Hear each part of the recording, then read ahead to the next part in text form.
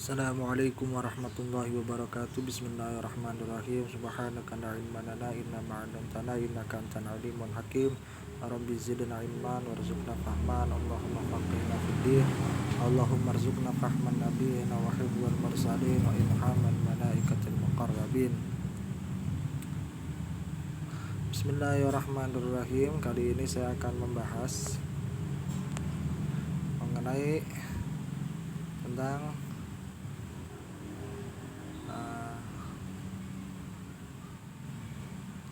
pentingnya belajar ilmu tauhid, akan tetapi tidak perlu sampai terlalu mendalam atau mendetail. Yang pertama disebabkan karena banyaknya ideologi-ideologi, pemikiran-pemikiran ketika kita belajar tauhid. Oleh sebab itu yang ditakutkan oleh para kiai itu adalah takut justru kita terkena subhat dari pemikiran-pemikiran golongan-golongan yang membahayakan kita. Bukan kita membela akidah ahli sunnah wal jamaah, justru malah kita membalik menyerang akidah ahli sunnah wal jamaah disebabkan kita terlalu banyak subhat. Subhat artinya suatu pemikiran yang rancu di dalam pikiran kita mengenai kebenaran, karena kita terlalu mendalami pembahasan kitab tauhid. Oleh sebab itu para kiai atau umumnya di pesantren mempelajari kitab tauhid tidak seperti kelompok salafi atau wahabi, yang dimana kelompok salafi wahabi justru malah lebih mengedepankan pembahasan tauhid sampai detail. Adapun kita ahli sunnah wal jamaah dan asy'ariyah lebih mencukupkan diri agar tidak terlalu mendalami kitab tauhid, karena yang ditakutkan akan rancu di dalam pikiran kita dengan subhat-subhat, pemikiran-pemikiran dari kelompok-kelompok di luar ahli sunnah wal jamaah.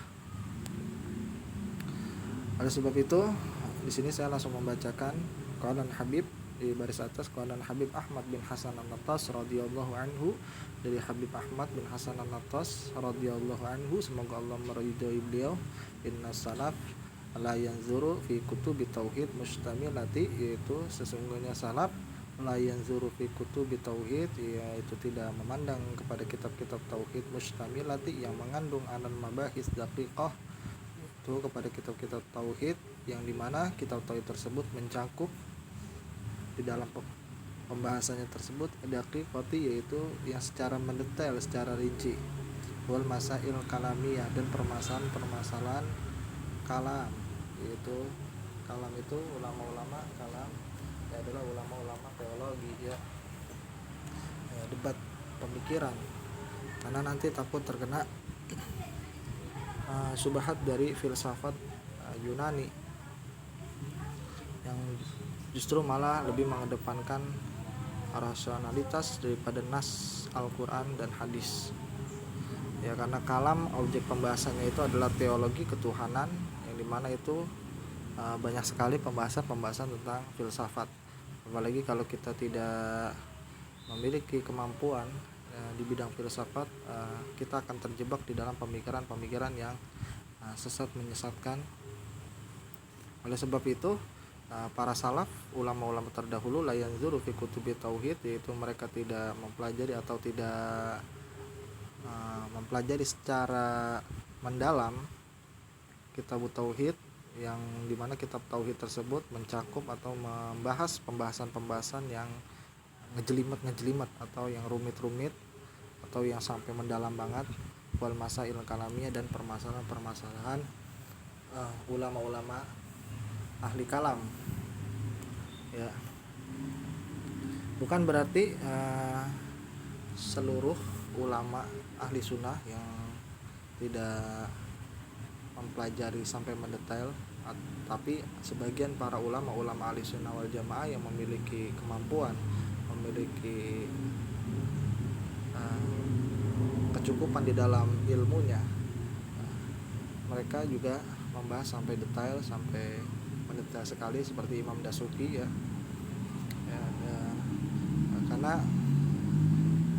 mereka memiliki kemampuan yang dimana kemampuannya tersebut sehingga mereka tidak terkena daripada penyimpangan daripada pemikiran Ahlussunnah wal Jamaah, justru malah mereka mengkanter atau membela akidah Ahlussunnah wal Jamaah dengan cara mereka mempelajari akidah-akidah golongan-golongan lain seperti Mu'tazilah, Jabariyah, Qadariyah atau Murji'ah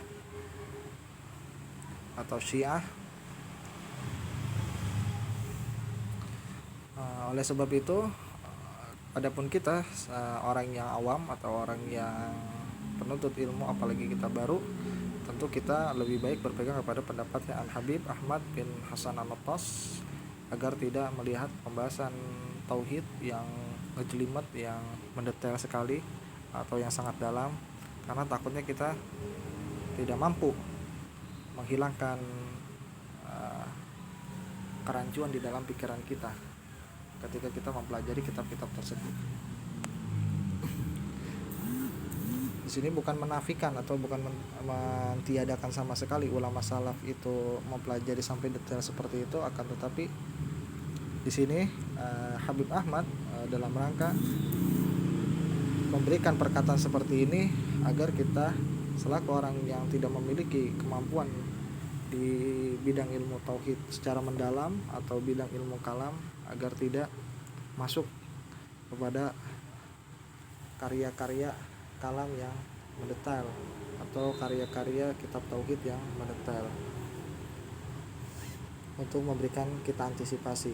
Adapun bagi mereka, bagi ulama salaf atau ulama ahli sunnah wal jamaah seperti Imam Baqilani atau Imam Abu Hasan Al-Asy'ari, beliau memiliki kemampuan itu ya untuk mendalami kitab-kitab tersebut.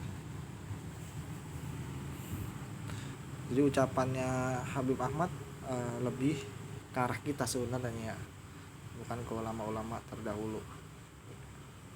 Qala Ibnu Aqil fil Funun, berkata Ibnu Aqil fil Funun, berkata Imam Ibnu Aqil fil Funun, la yambagil khuruj min adatin nas illa fil haram, tidak sepatutnya khuruj, yaitu keluar, min adatin nas, daripada adat istiadat kebiasaannya manusia, illa fil haram, kecuali adat istiadatnya itu mengandung perkara-perkara yang haram. Ini juga penting bagi kita atau selaku dai ya, dimana kita jangan terlalu kaku atau kita harus agak fleksibel selama adat istiadat yang berlaku pada kebiasaan umum itu tidak mengandung perkara yang haram di dalam agama, di dalam timbangan Al-Quran dan hadis, maka kita jangan mengingkari.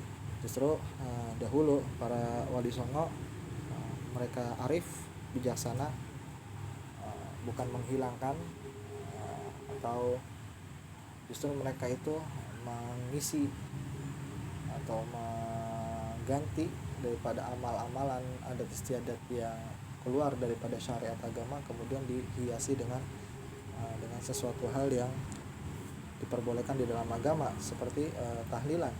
Tentu kita tahu tahlilan dahulu itu asal muasalnya adalah ketika ada seorang yang meninggal, kemudian dahulu itu sebelum adanya syariat agama Islam itu mereka itu berkumpul-kumpul, dan kumpul-kumpulnya itu di kediaman yang meninggal, kemudian dia melakukan hal-hal yang dilarang oleh syariat agama seperti minum khamar dan perkara-perkara yang tidak diperbolehkan di dalam agama. Kemudian wali songo daripada mereka ngumpul-ngumpul, kemudian mereka disuruh baca sesuatu hal ya, sampai ada di Jawa itu ya kayu ya koyu ya, ternyata itu adalah ya hayu ya koyum ya,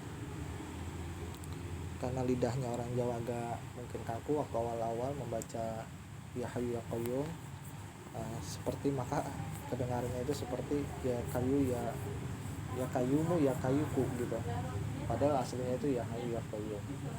Inilah kebijaksanaan atau arifnya para wali songo di zaman dahulu, sehingga Indonesia menjadi mayoritas Islam, karena mereka tidak melawan arus daripada adat istiadat, justru mereka mengganti perkara-perkara yang dilarang di dalam adat istiadat tersebut, yang kalau dilihat dari kacamata syarat itu tidak diperbolehkan. Maka para wali songo menggantinya dengan cara perlahan, tidak secara apa kalau bahasa sekarang itu secara secara saklek, secara wah langsung kagak, tapi mereka itu arif ya. Bahkan Sunan Kalijaga, Kanjeng Sunan Kalijaga mendakwahkan dengan dakwah wayang.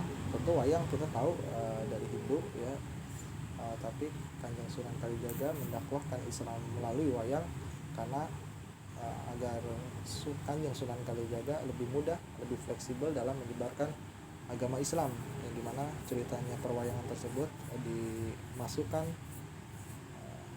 dengan cerita-cerita atau dengan ajaran-ajaran Islam ya. Jadi perwayangannya itu disusupi oleh Sunan Kalijaga dengan pelajaran-pelajaran Islam atau cerita-cerita tentang tokoh-tokoh Islam. Tentu ini harus menjadi teladan bagi kita orang zaman sekarang yang telah menikmati hasil daripada Wali Songo, yang mereka memiliki jasa yang sangat besar di negeri kita, di Indonesia. Dan kita selaku orang yang penerusnya, tentu kita hanya menjaga atau kita menyempurnakan demi sedikit adat-adat istiadat yang tidak sesuai dengan syariat Islam ya. Dan kita patut bersyukur karena Indonesia menjadi negara yang mayoritas Islam, disebabkan dakwah kearifan lokal yang tetap dipakai oleh Sunan Kalijaga atau wali-wali songo yang lainnya seperti Sunan Bonang, Sunan Muria ya. Tentu kita harus mengikuti rekam jejak mereka, karena sejarah adalah perkara yang penting bagi orang-orang zaman sekarang, karena dengan sejarah tersebut kita bisa mengambil pelajaran bagaimana cara mereka menyebarkan agama Islam dengan santun, tanpa menggunakan pedang maupun tanpa menggunakan senapan ya. Karena para wali songo menyebarkan agama Islam ke tanah Jawa, ke tanah Indonesia, tidak menggunakan pedang maupun dengan perkelahian. Mereka menggunakan akhlak yang santun, akhlak yang diperoleh dari datuk-datuknya, yaitu Sayyiduna wa Maulana Muhammadin sallallahu alaihi wasallam.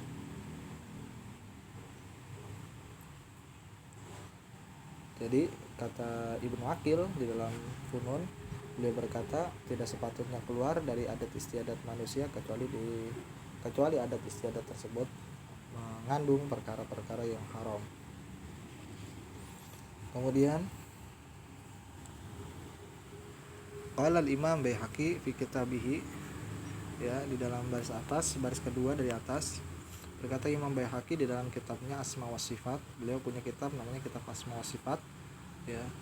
Di dalam kitab beliau berkata, wa laisa qaulul muslimin innallaha istawa 'alal 'arsy aw wa annahu mumasun lahu aw mutamakkinun fihi ya. Tidak seperti perkataan orang muslimin, yang dimana tuh orang muslimin dalam arti kata orang-orang yang gak paham ya ilmunya, maksudnya orang muslim yang gak paham ilmunya, yang mereka itu berkata bahwasanya Allah bersemayam di atas arsy ya.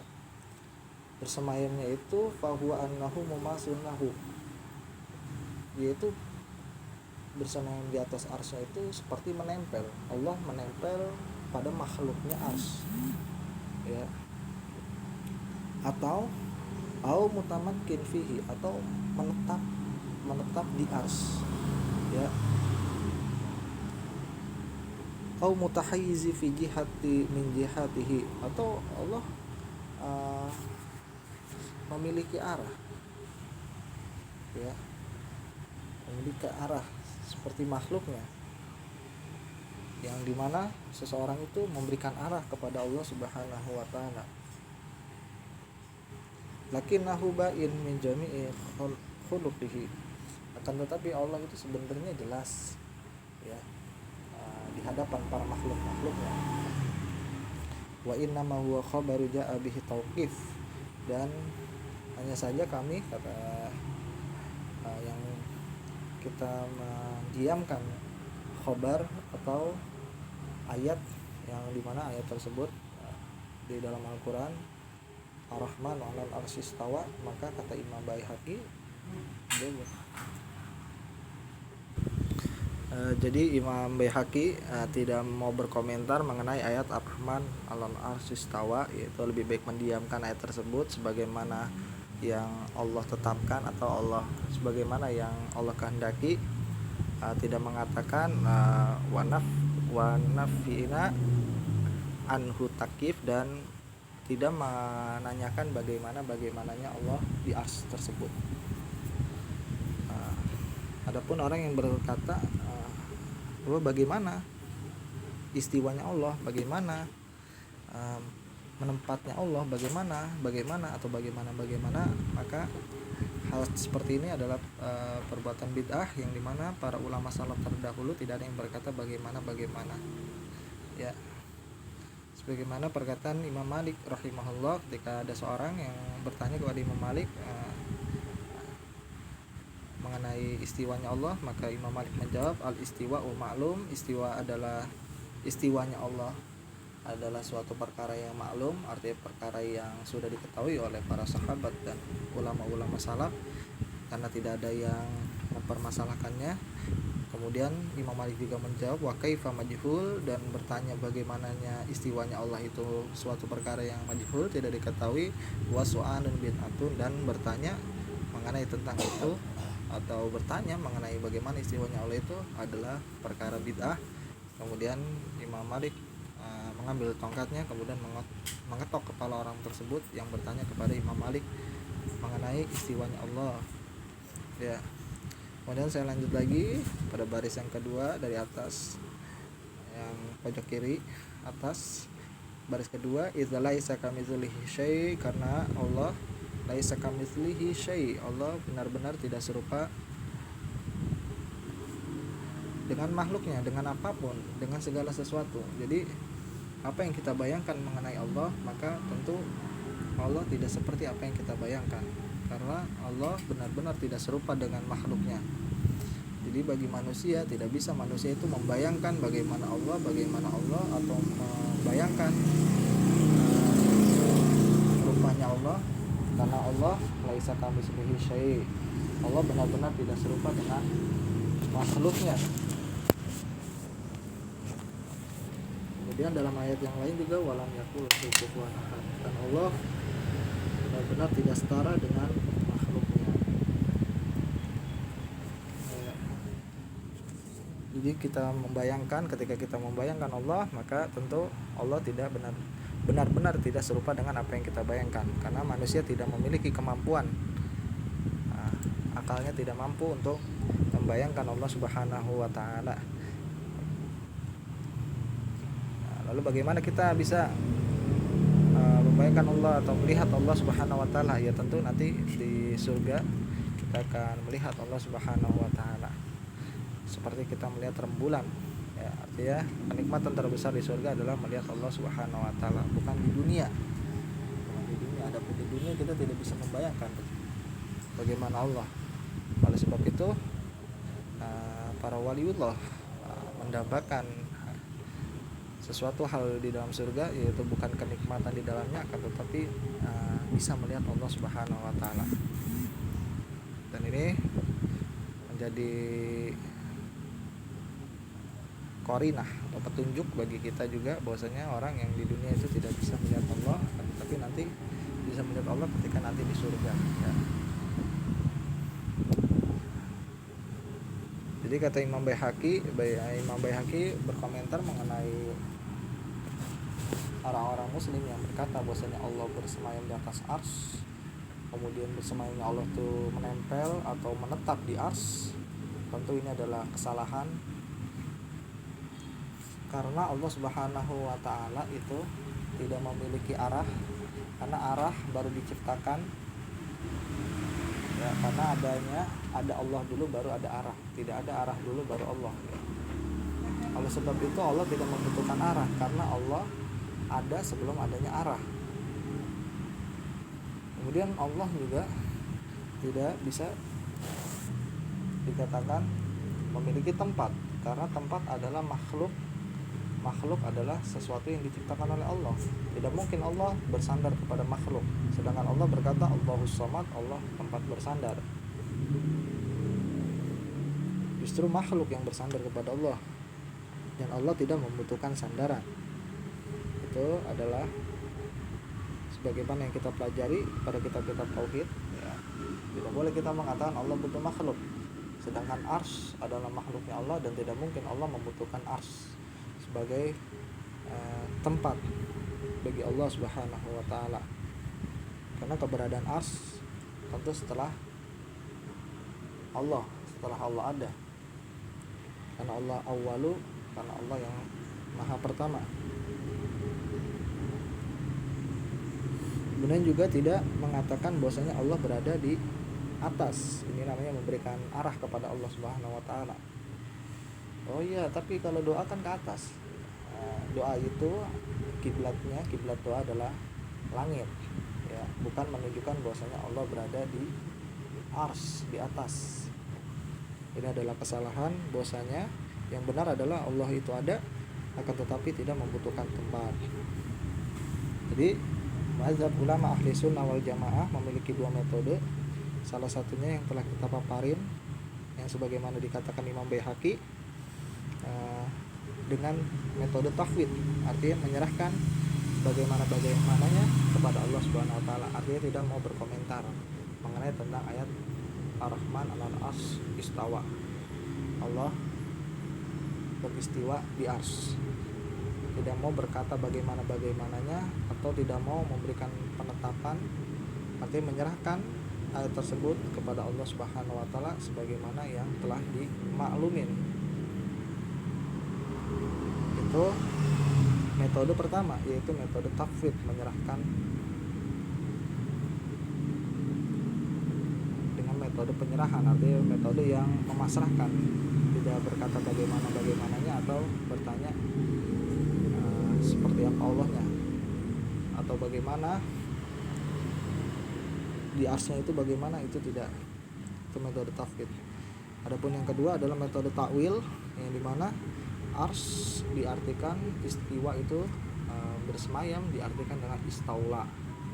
Istaula adalah menguasai ars. Artinya ketika diterjemahkan Allah menguasai ars, bukan artinya Allah bersemayam di atas ars. Takwil adalah memalingkan makna. Artinya makna istiwa itu kan artinya bersemayam, kemudian dipalingkan maknanya menjadi istaula, sehingga tidak bertabrakan antara satu ayat dengan ayat yang lain, ya. Jadi maknanya itu adalah Allah menguasai ars. Ini menurut mazhab yang menggunakan takwil, dan ini sama-sama dibenarkan, baik yang metode tafwid maupun metode takwil.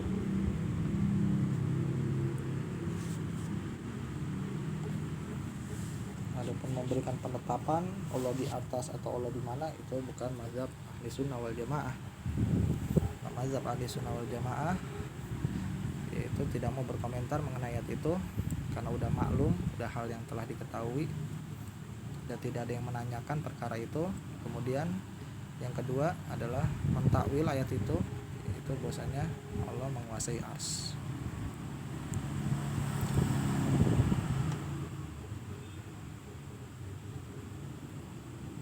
Qala Imam Ahmad bin Hanbal wa Imam Zunnun al-Misri radhiyallahu anhuma.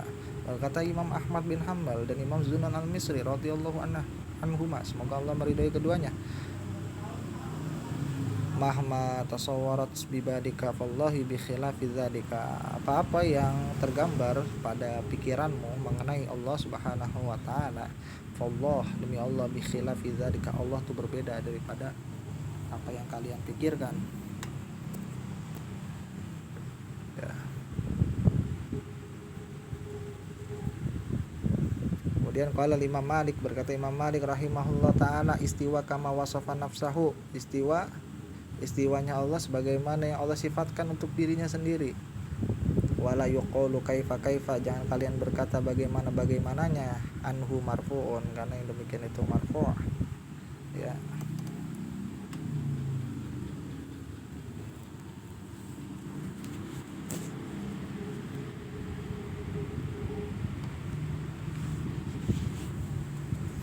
Qala al-Imam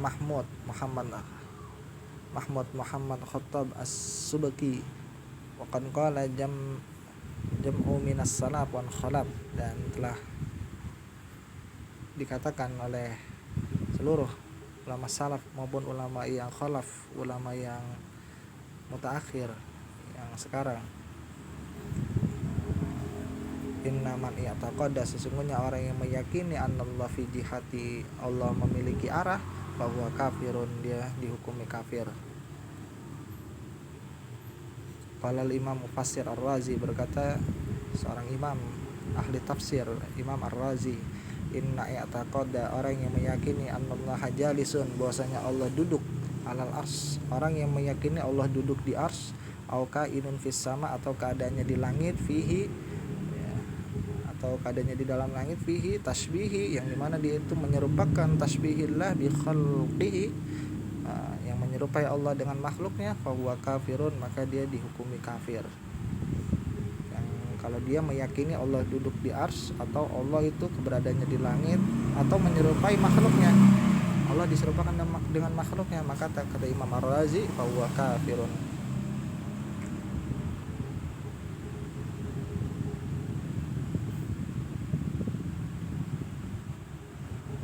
Nukil al-Hafiz An-Nawawi anil Imam Mutawani Asy-Syafi'i, ya, dinukil dari Al-Hafiz An-Nawawi anil Imam, dari Imam Mutawali Asy-Syafi'i, anna man wasafallahu bil ittisal, orang yang mensifati Allah dengan menyambung, ya, menempel, wal infisal, atau berpisah karena kafiran, maka orang tersebut bisa dihukumi kafir, karena menempel atau berpisah itu adalah makhluk, ya, tidak mungkin Allah itu sama dengan makhluk, menempel atau berpisah.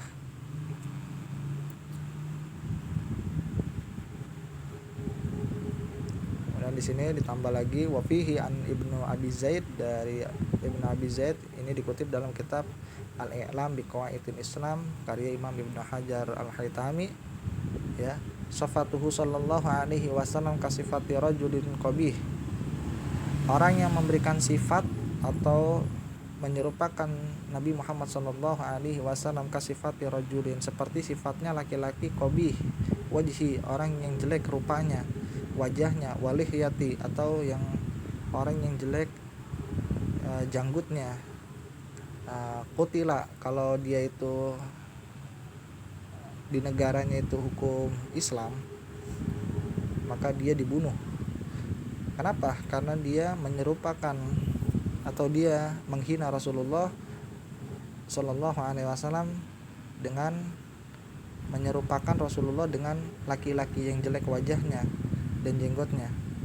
Tentu ini adalah penghinaan, dan orang yang menghina Rasulullah sallallahu alaihi wasallam yang dikutip di dalam kitab I'lam, maka orang tersebut dibunuh oleh pemimpin, ya, oleh seorang imam.